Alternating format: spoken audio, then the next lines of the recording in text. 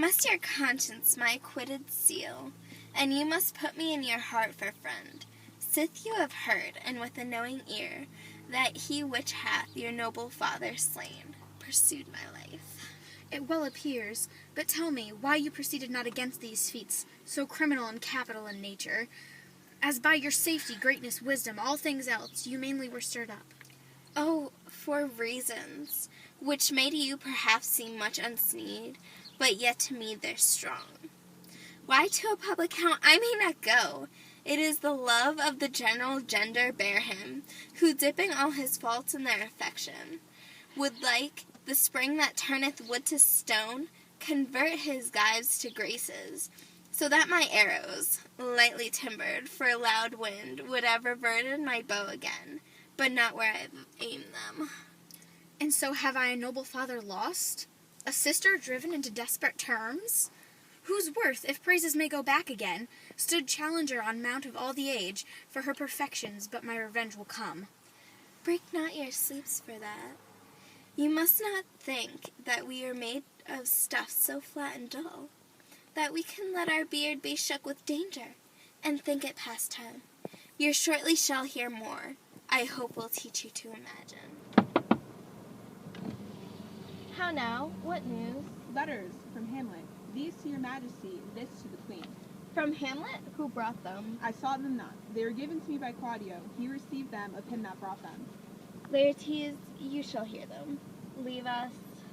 High and mighty, you shall know I am set naked on your kingdom. Tomorrow I shall beg leave to see your kingly eyes, and when I shall, first asking you pardon therein to recount the occasion of my sudden and more strange return. Hamlet, what should this mean? Are the rest come back, or is it some abuse, and no such thing? Know you the hand? 'Tis the Hamlet character, naked, and in postscript, here he says, alone. Can you devise me? I am lost in it, but let him come. It warms the very sickness in my heart, that I shall live and tell him to his teeth, thus didst thou? If it be so, Laertes, and how should it be so? How otherwise will you be ruled by me? Aye, so you will not overrule me to a peace? To thine own peace, if he be now returned, as checking at his voyage, and that he means no more to undertake it, I will work him to an exploit. Now ripen my device, under the which he shall not choose but fail, and for his death no wind of blame shall breathe, and even his mother shall uncharge the practice, and call it accident. I will be ruled, the rather if you could devise it so, that I might be the organ. It falls right. You have been talked of since your travel much, and in Hamlet's hearing for quality, wherein they say you shine. Your sums of parts did not together pluck such envy from him, as did that one, and that in my regard of unworthiest siege. What part is that? The very rid-rammed in the cap of youth, yet needful too, for youth no less becomes the light and careless livery that it wears, than settled age his sables and his weeds. Importing health and graveness, 2 months since, here was a gentleman of Normandy, I've seen myself, and served against the French. What out of this? Laertes, was your father dear to you?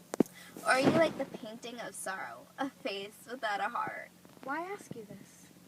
Not that I think you did not love your father, but I know love is begun by time, and that I see in passages of proof, time qualifies the spark and fire of it. There lives within the very flame of love a kind of wick, or snuff, that would abate it, and nothing is at like goodness still, for goodness, growing in a pleasure, dies in his own too much, that we would do, we should do, when we would. For this would changes, and hath abatements, and delays as many as there are tongues, and hands, and accidents. And this should is like a spendthrift's sigh, that hurts by easing, but to the quick of an ulcer, Hamlet comes back. What would you undertake to show yourself indeed your father's son, more than in words? No place indeed should murder sanctuarize, revenge should have no bounds, but good Laertes, Will you do this? Keep close within your chamber. Hamlet returned shall know you are come home. But put on those shall praise your excellence, and set a double varnish on the fame the Frenchman gave you. Bring you and find together a wager on your head. He, being remiss and most generous, free from all contriving, will not pursue the foils, so that, with ease or little shuffling, you may choose a sword unbaited and pass of practice, requite him from your father. I will do it, and for that purpose I'll anoint my sword. I bought an unction of a mountebank, so immortal that but dip a knife in it. Where it draws blood, no capitalism so rare, collected from all simples that have virtue, under the moon, can save the thing from death, that is but scratched withal. I'll touch my point with the contagion that, if I'll give him slightly, it may be death. Let's further think of this. Weigh what convenience, both of time and means, may fit our shape. If this should fail, and that our drift look through our performance, 'twere better now to save. Therefore this project should have back in a second, that may hold if this lasted proof. Soft, let me see. We'll make a solemn wager on your cunning. I had, when your motion lay hot and dry, and make your bouts more violent to the end. All that he calls for is a drink. I'll prepare him a chalice for that nonce, wherein put sipping, if he chance escape your venom struck, on purpose hold there. But stay. What's that noise? One woe doth tread upon another's heel, so fast they follow. Your sister's drowned, Laertes. Drown? Oh, where?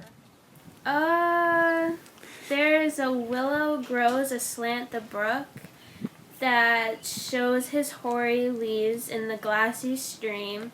There with fantastic garlands did she make of crowflowers, nettles, daisies, and long purples that liberal shepherds give a grosser name.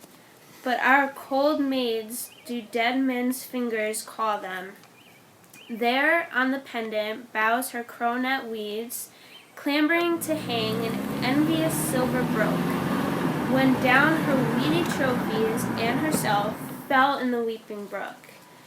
Her clothes spread wide and mermaid-like while they bore up, which time she chanted snatches of old laws, as one incapable of her own distress, or like a creature native and endued until that element. But long it could not be, till that her garments, heavy with her drunk, pulled her poor wretch from her maladies lay to a muddy death. Alas, and she is drowned? Drowned. Too much of water hast thou, poor Ophelia. And therefore I forbid my tears, but yet it is our trick. Nature her custom holds. Let shame say what it will. When these are gone, the women will be out. Adieu, my lord. I have a speech of fire that faint would blaze, but that fool's old drown. Let's follow, Gertrude. How much I had to do to calm his rage. Now fear I will give the start again. Therefore, let's follow.